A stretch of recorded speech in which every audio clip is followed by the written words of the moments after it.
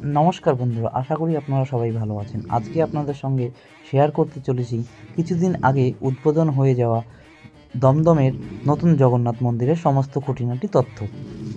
এই মন্দিরে আসতে হলে আপনারা দমদম স্টেশন থেকে অথবা নাগেরবাজার থেকে যে কোনো অটো বা রিক্সা ধরে চলে আসতে পারেন খুব সহজেই এই মন্দিরে। অথবা যারা ভিআইপি বাগুইহাটির দিক থেকে আসবেন তারা ভিআইপি তেঘুরিয়া বাসস্টপ থেকে 10 টাকার বিনিময়ে যে কোনো টোটো ধরে এই মন্দিরে খুব সহজে চলে আসতে পারেন।